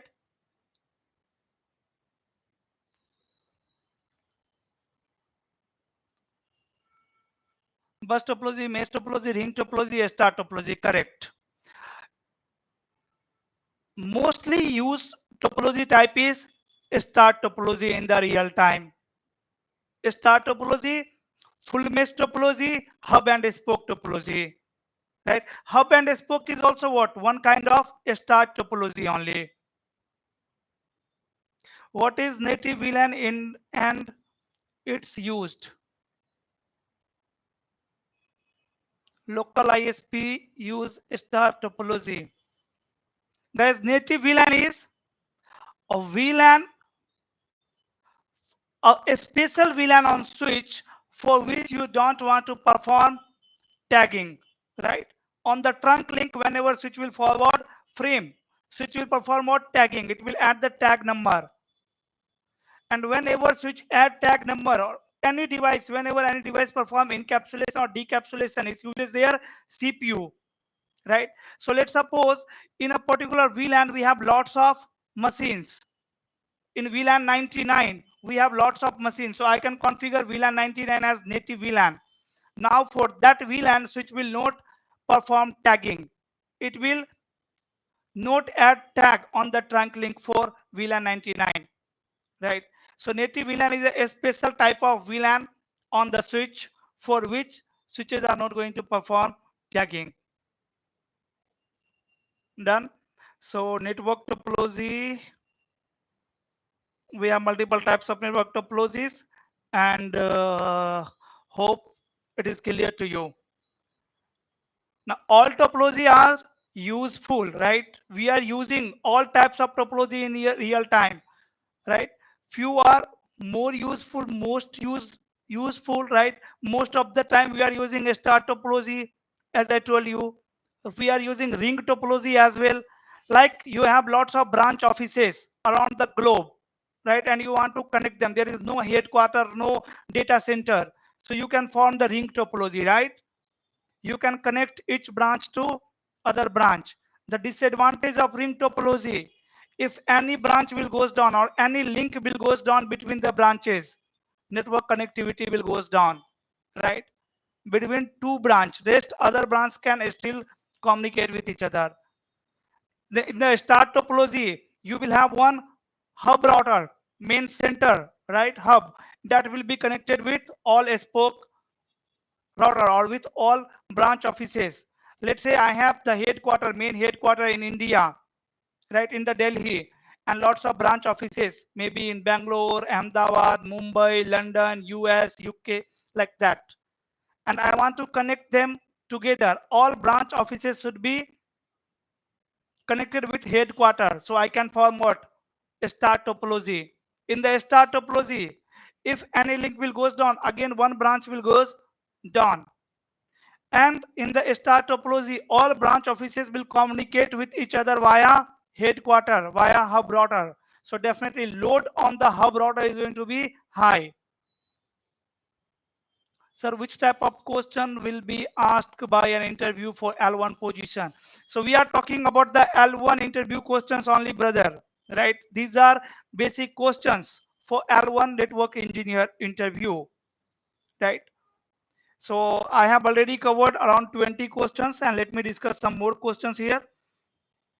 So what are the different types of topologies? Then the question is, what is the difference between private and public? Then what is the trunk port? What is the trunk port and how it differ from the access port? Yes, guys, tell me what is trunk port and how trunk port is different from access port. Access port is the port which carry traffic of single VLAN, and trunk port is the port which carry traffic of multiple VLAN. Even you can say all VLAN, right? By default, a trunk port carry traffic of all VLAN, but we can configure trunk port to allow a specific VLAN only, right? For the security purpose, we can remove some VLAN from the trunk link, but by default, all VLANs are allowed on the trunk link, right? So there are two types of switch port. If someone will ask you how many types of switch port are there, switch port means port of switch, port which takes forwarding decision on the basis of layer 2 information, that is known as switch port. And there are two types of switch port. Number one, access port. Number two, trunk port. Access port is the port which forward traffic of single VLAN, and trunk port is the port which forward traffic of all VLANs, right? Or you can say multiple VLANs. Hope it is clear. Now tell me some more difference, guys, between access port and trunk port. Which port should be the trunk port in the network? Which port should be the access port in the network? Trunk port and access port. Which port should be trunk port? Which port should be access port? Just a minute.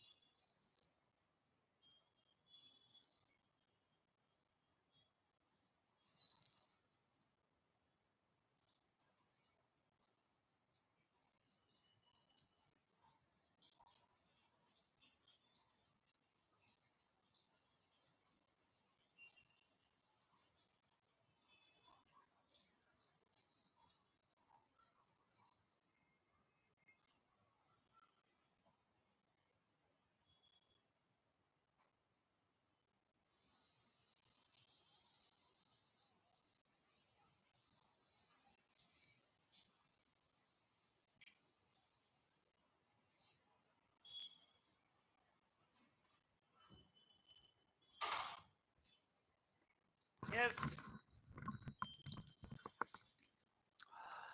Switch to switch, trunk. Switch to router, trunk. And the ports of switch which are connected with end machines, like with your computer, with servers, those ports should be configured as access port, because those ports are going to carry traffic of single VLAN, right, and user traffic. But the port which is connected with other networking devices, it can be switch, it can be router, those ports should be trunk port.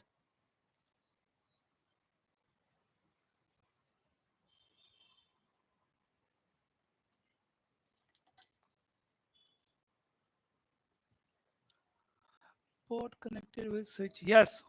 Switch to switch or switch to router, any other networking devices, that port should be trunk port. Trunk port carry traffic of single VLAN, and trunk port carry traffic of multiple VLAN, and access port carry traffic of single VLAN. This is the difference. Next question.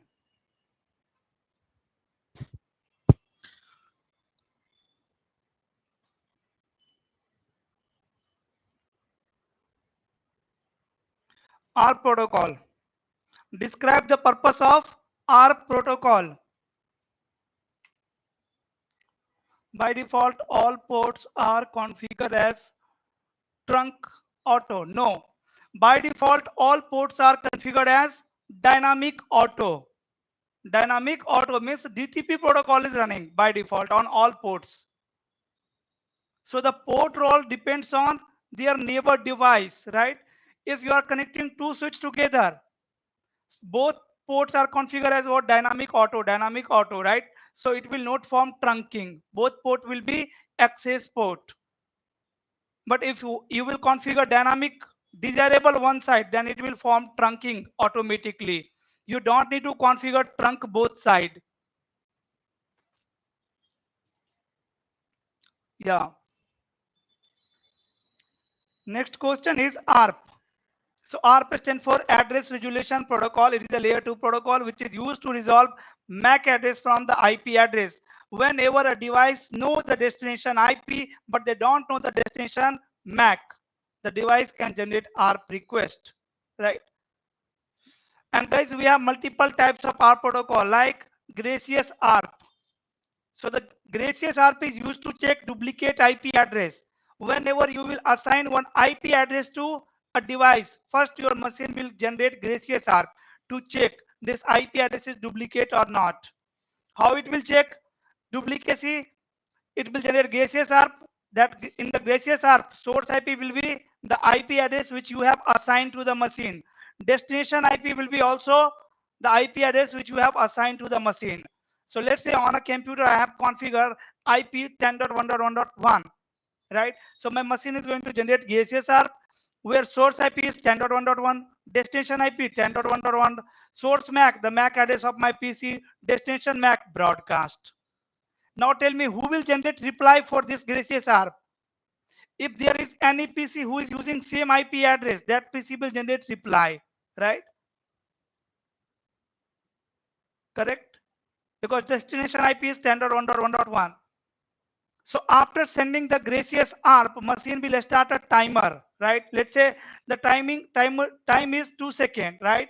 So after sending the gracious ARP message, PC will wait for 2 seconds. If it will receive the reply message within 2 seconds from any machine, if it will receive the reply message, then machine is not going to assign that IP address to their interface. Then machine will get to know this IP address is duplicate because I'm getting reply for this IP address. If machine will not get any reply, if machine will not receive any reply, then machine will get to know there is no one in this network who is using this IP address. That means this IP address is unique. Then machine will assign that IP address. We are not talking about the Linux operating system, not talking about the Windows operating system. We are talking about the Cisco operating system. Guys, this channel is all about Cisco only, right? Here we are not learning any other operating system. We are not Windows operating system. We are only talking about the Cisco operating system here, right? So these are behavior of Cisco operating system, like ARP or Gracious ARP. Done. Now the next question is, what is routing table and how does it function? So routing table is table of a router, table maintained by router to forward traffic.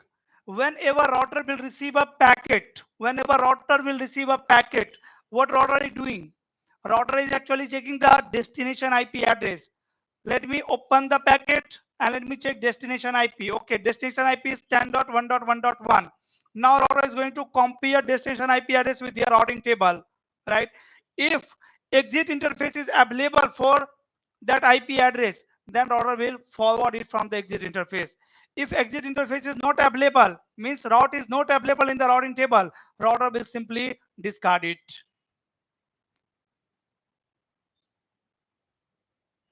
Done.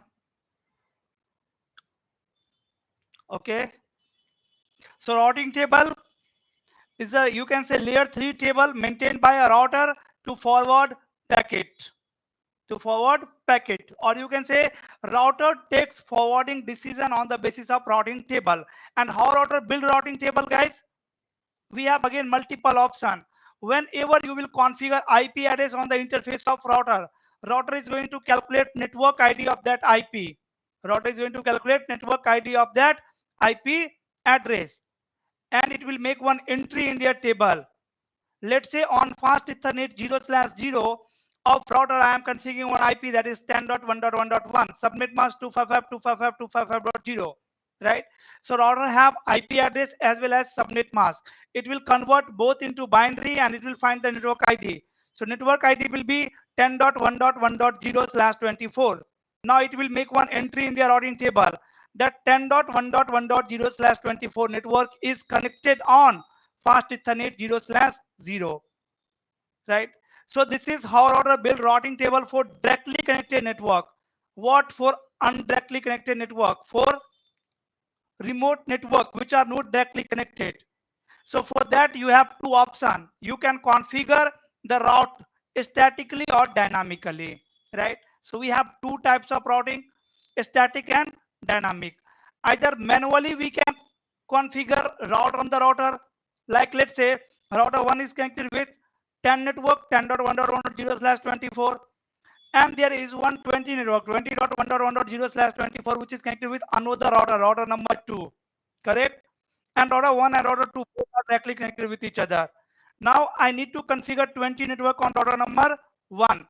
So what I can do, I can tell to router, brother, there is one network 20.1.1.0, subnet mask 255.255.255.0.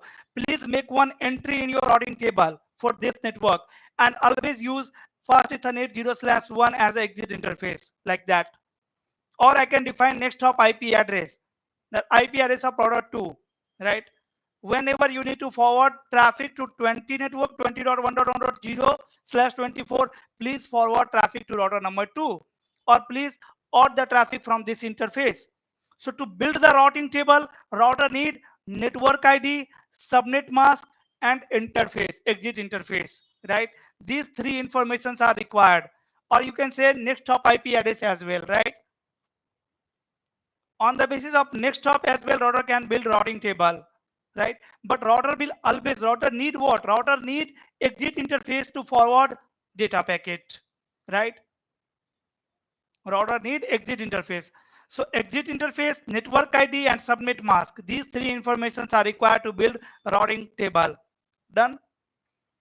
So this is also very popular questions like TCP and UDP. Most of the time interviewer is asking, right? Like routing table of router to fresher engineer to L1 engineer. Definitely these are not interview questions for experienced ones. Like I have lots of experience. So if I will go for interview, they will ask me real-time scenarios question, right? They are not going to ask you, they are not going to ask me these basic questions.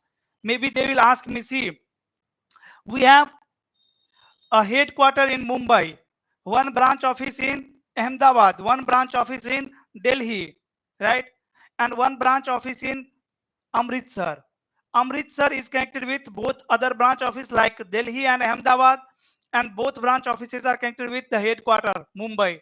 Now Amritsar is advertising some route, right, to the headquarter. Headquarter is learning from both sides, from the Ahmedabad as well as Delhi.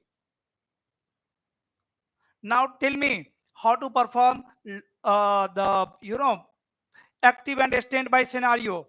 How to configure best path via Ahmedabad. And let's say we are using BGP routing protocol. We are using OSPF routing protocol. So for the experienced network engineer, definitely you will get scenario based question, right? Every time interviewer will create a scenario in front of you, and on the basis of that scenario they are going to ask you a question, because now you have experience, right? So they are going to check you real time knowledge. But for the fresher network engineers, as you are fresher, right, you don't have experience, so they will ask you direct this type of question like how router build routing table, what is routing table, the difference between TCP and UDP, like that. VRP is not configurable in packet tracer. See guys, ये एक बहुत बड़ा issue है, problem है, right?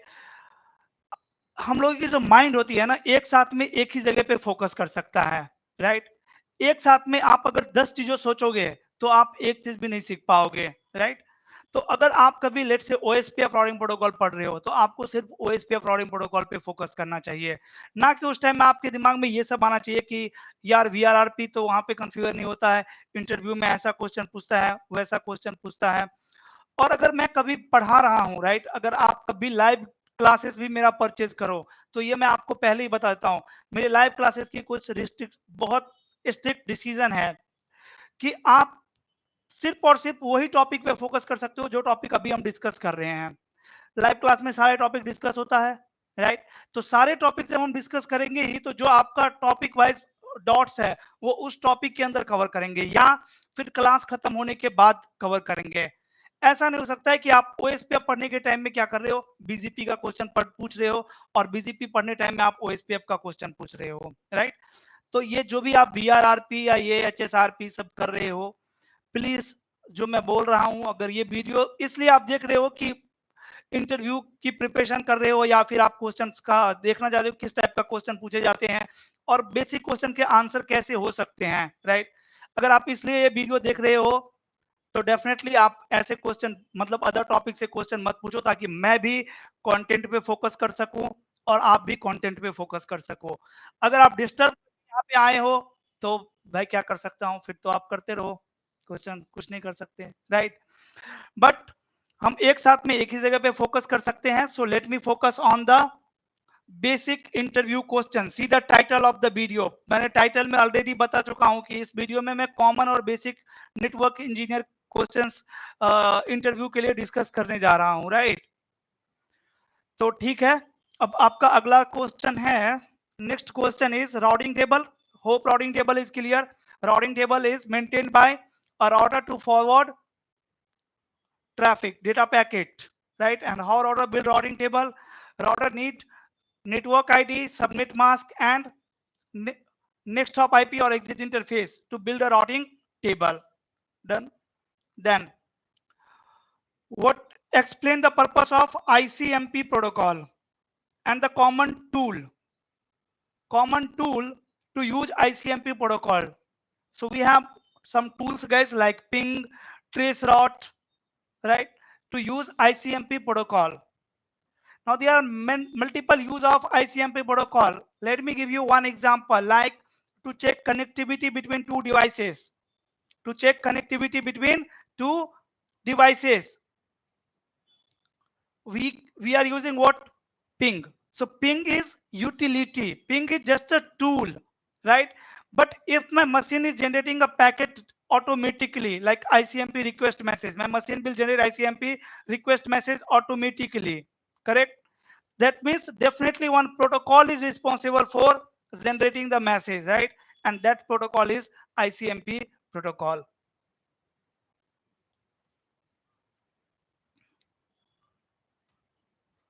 DHCP negative message. Okay. Now the next question is, how does switch learn MAC address? Yes, guys, this is again very important question for L1 network engineer. Most of the time, network engineers, interviewer are asking this question to L1 network engineer from the MAC address table. Like they can ask you what is MAC hazing time, what is MAC address table, how switch build MAC address table, right? So now you know how router build the routing table. Now tell me how switch build MAC address table. I'm expecting some answer in the chat.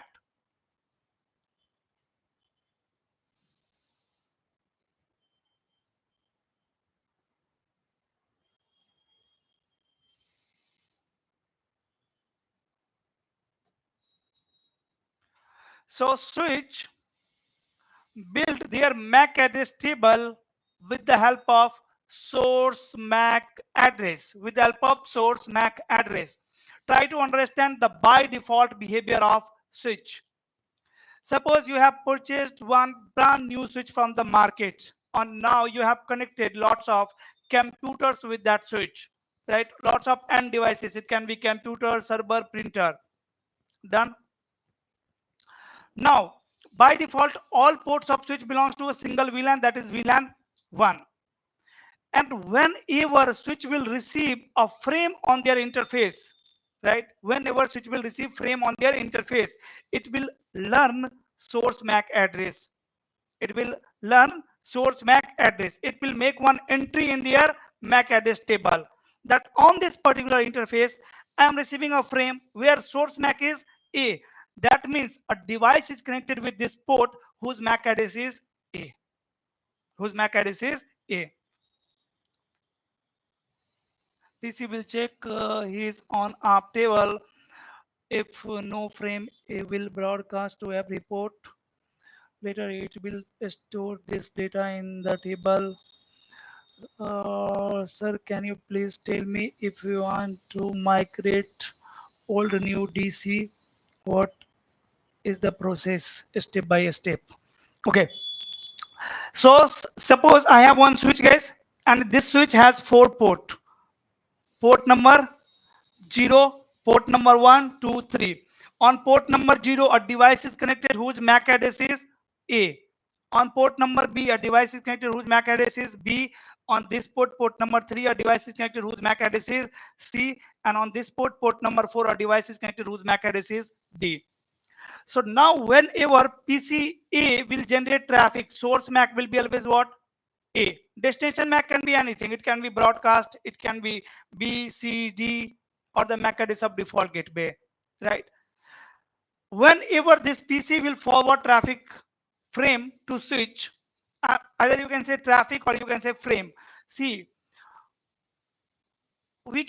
we are seeing traffic at switch to frame.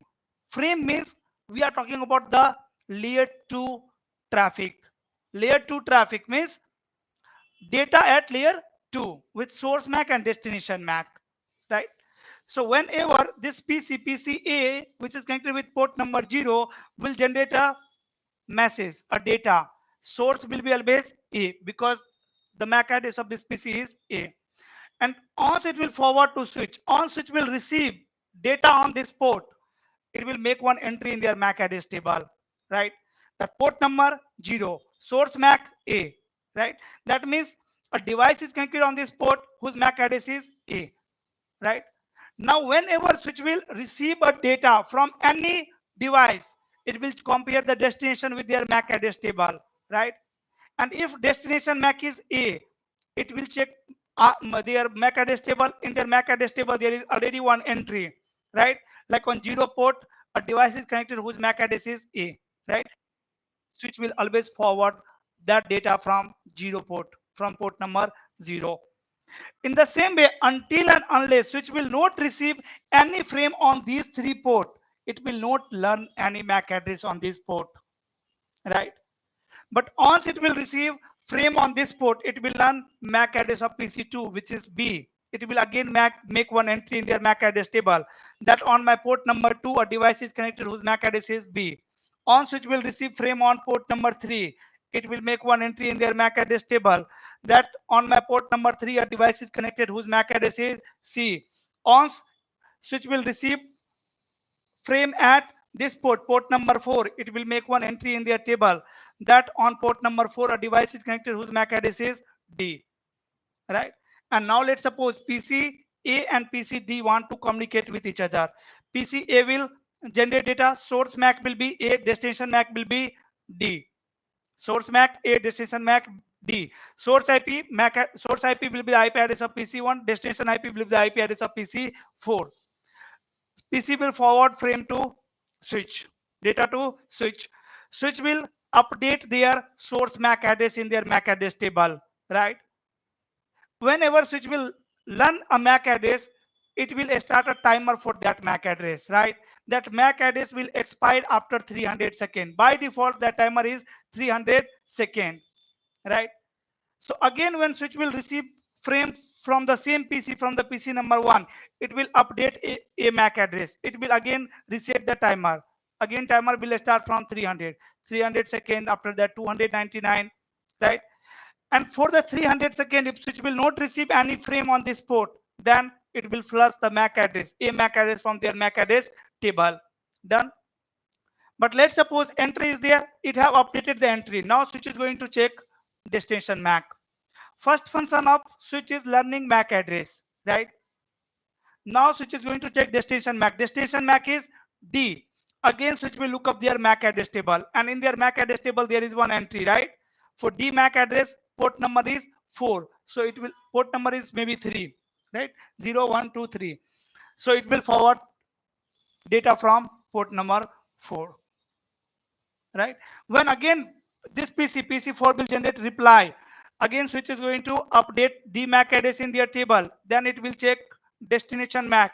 It will compare destination MAC with their MAC address table, and it will find the exit interface, and then it will forward data from 0 port, right?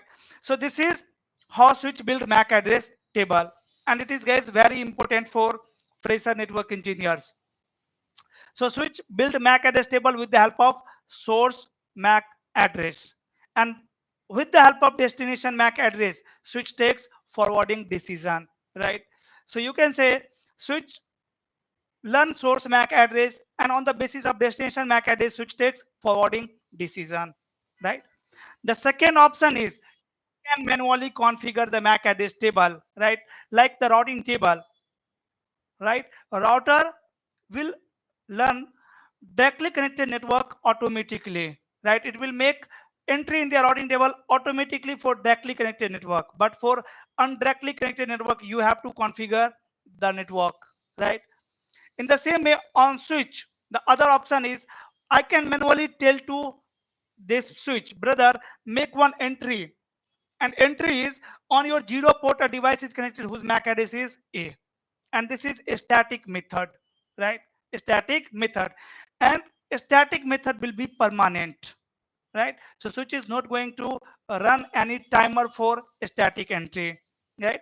So for MAC address table we have again two options. One is a static, another one is dynamic. In a static, what will happen?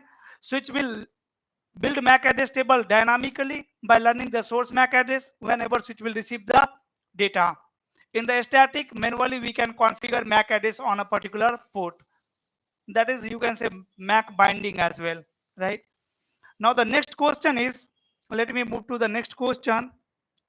After the MAC address table, let me check the comment section as well. PC will check his on. Okay, DC center MAC store in the cam table. Yes, thank you, sir. I am your big fan. Thank you, brother. Congrats for your award. Thank you so much. What is the fragmentation?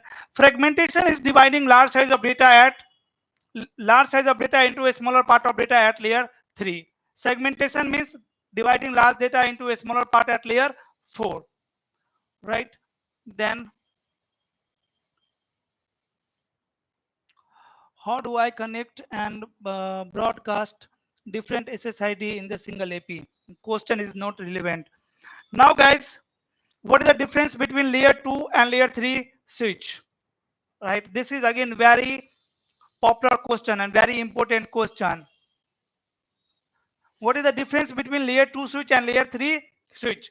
So layer 2 switch forward data on the basis of layer 2 address, and layer 2 switch cannot perform routing, right? Layer 2 switch can only perform routing. If I will talk about the switch, so there are two types of switch: manageable switch and unmanageable switch. Again, both are categorized into two part: layer 2 and layer 3, right? So layer 2 switch is the switch which forward data on the basis of layer 2 address, and layer 3 switch is the switch which forward data on the basis of layer 2 as well as layer 3 address, right? On the basis of both types of address, layer 2 and layer 3. Then what is the difference between layer 3 switch and router? There are many differences. Why we come up with layer 3 switch? To perform routing, right? See, routers are guys costly, right? And with the help of router you cannot connect two different network together. Sorry, with the help of switch you cannot connect two different network together. So to connect two different network together you need a layer 3 device, that is router, right? So earlier we had only router for communication between two different network, and as router was costly, right, we were facing some issues, right? Sometime we were connecting lots of devices in a single network, so that we can make a large LAN, local area network. Because routers are costly, my company cannot afford it. So that's why we come up with layer 3 switch. So the people who cannot afford the router can use layer 3 switch for the routing, for connecting two different network together, right? So layer 3 switch has capability to perform switching as well as routing, right? Layer 2 switch is the switch which perform only switching. Layer 3 switch is the switch which perform routing as well as switching. Then what is the difference between routing and switch, router and layer 3 switch? So the common thing between layer 3 switch and router is both perform routing. But router perform many more things, guys, like router perform edge technologies, right? But switch cannot perform, layer 3 switch cannot perform edge technology. You cannot configure edge technologies there. Like you cannot configure NAT protocol on layer 3 switch. Good done. On the switch, you can only connect Ethernet port, but on the router you can connect different types of port as well, right? So these are difference between layer 3 switch and router. By the way, your question was the difference between layer 2 switch and layer 3 switch. Again, there are many more difference between layer 3 switch and router, and between router, layer 2 switch and layer 3 switch there is no many difference, right? The main difference is Layer 2 switch perform switching only, and layer 3 switch perform routing as well as switching, right? Now let me move to the next question, and need detailed video of how PC find the destination if is different network by using an operation. Okay. Now the next question is describe the purpose of setting up inter-VLAN routing, right? So guys, as you know, VLAN is used to divide large broadcast domain into a smaller broadcast domain, right? So on a single switch, if you have inserted some port in different VLAN and some port in different VLAN, now there are two VLANs, right? There are two broadcast domain. So these two broadcast domain cannot communicate with each other, right? To make it possible, to make this communication possible, we come up with inter-VLAN routing technique. Inter-VLAN routing means routing between two different VLAN, right? Means routing between two different virtual LAN, right? Router is performing routing between two LAN, local area network, and inter-VLAN routing means routing between two virtual local area network, right? Like dividing a large local area network into two parts virtually and then making communication between them is known as inter-VLAN routing, and connecting two large LAN together with the help of router, that is routing, right? So inter-VLAN routing means making communication possible between two or more different VLANs. Layer 3 switch also have OFC port. Okay, great.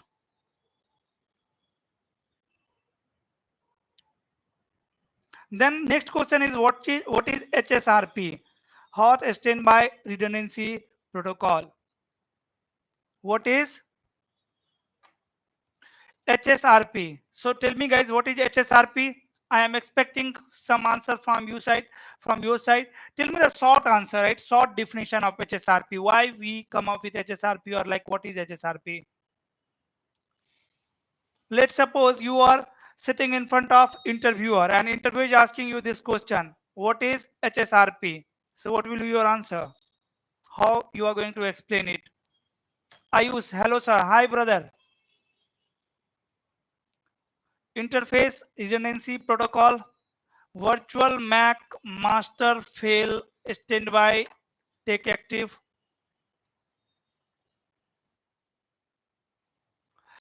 HSRP is an first hop redundancy protocol. First hop redundancy protocol. What do you mean by first hop redundancy? Means redundancy for first hop. Like guys, my computer is connected with router and router is connected with internet. This is how I am able to access internet. So which device is first hop for my computer? My router, right? If the router will goes down, if my router will goes down, wireless router will goes down, then internet connectivity will goes down, right? Because I don't have redundancy for first hop. We have only one first hop. We have only one first hop here in my scenario, right? Provide redundancy for IP, okay, correct. So how we can get redundancy for first hop IP address? First hop IP address for the default gateway IP address. That's why we come up with multiple protocols, right? So these all protocols like HSRP, GLBP or VRRP, these all are FHRP protocol. F means first, H means hope, R for redundancy, and P for protocol. First hope redundancy protocol. Now let's suppose I have added one more first hop. Now I have two router, two default gateway, right, to reach internet. And both first hop are connected with my computer, right? But my computer is going to forward traffic to anyone hope, right? To any one default gateway. Like let's say the first hope router is means I have two default gateway, and first default gateway IP address is 10.1.1.1. Second router IP address is 10.1.1.2. So if I will define the default gateway IP address is 10.1.1.1, then I will access internet via router 1, right? Via 10.1.1.1 via first default gateway. If router 1 will goes down, then I have to manually change the default gateway IP address to my PC, right? Now I have to configure what default gateway 10.1.1.2. Then again I can access internet, right? So see, we have two default gateway, but every time whenever one device will goes down, I have to change default gateway IP address. So that's why to overcome this issue, to resolve this issue, we come up with HSRP protocol, right? What HSRP protocol will do, with the help of HSRP protocol, we can create one virtual IP address with the help of these two physical IP address, right?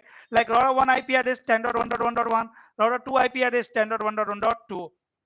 With the help of these two physical IP address, let's suppose I have created one virtual IP address that is 10.1.1.100, and I'm going to define this virtual IP address to the PC as a default gateway. So now my default gateway is 10.1.1.100, correct? The physical IP address of gateway is 10.1 and 10.2. Now with the help of HSRP protocol, both routers, both default gateway are going to communicate with each other, right? Both are going to communicate with each other. And on the basis of their configuration, one router will become active router and one router will become a standby router. Let's suppose router 1 is the active router. So your PC will access internet via router number 1, right? How your PC will access internet via router number 1? What is the default gateway IP address? Default gateway IP address is the virtual IP address, right? So when your PC will generate ARP to resolve MAC address of default gateway, router 1 will generate reply. Router 1 will generate reply. Active router will generate reply. But if R1 is not available, if R1 is down, then automatically router 2 will become active. And in that scenario, router 2 will generate ARP reply, right? So my PC, if my PC is sending traffic to internet where destination MAC is the MAC address of router 1, right? That means I'm accessing internet via router 1. If the destination MAC is MAC address of router 2, that means I'm accessing internet via router 2, correct? So these are basic questions, and I have some more questions here, guys. Now these are CCNA level question. Now I have some CCNP level questions. So let me tell you the questions. First question is the difference between HSRP and OSPF. Second question is describe BGP. Third question is how does MPLS work and what are its benefits? What is quality of service? Explain route redistribution and when it might be necessary. The next question is what are the difference between VPN and how they are working? Describe how to configure GRE and how to troubleshoot it. What is the purpose of route summarization and how is it performed? Explain the concept of VRF, virtual routing forwarding, and how it's work. The next question is what is GLBP and how does it works? What do you configure a redundant link between switches uh, like STP protocol, SPANG protocol. Then describe the difference between HSRP and VRRP. Then what are the purpose of a route reflector in BGP? Explain the concept of VTP, VLAN trunking protocol. Difference between IPv4, IPv6, and how do you transit between them? Then describe the role of OSPF areas concept, how they are enhancing the routing efficiency. What is the purpose of SNMP protocol and how is it useful in network management? Then explain the concept of multicast routing and the protocol involved in multicasting. Then how do you secure a network using access control list or other security measures? What is the difference between a stateful and a stateless firewall? So these are guys questions. Still remaining questions will cover in the next video. Okay. So that's all for today. Today I have covered all I think common basic questions for L1 engineer. Okay. Now in next video we will see these advanced questions. That's all for today. Let's meet tomorrow because I have one another session. So people are waiting. and messaging me in the group. Bye guys.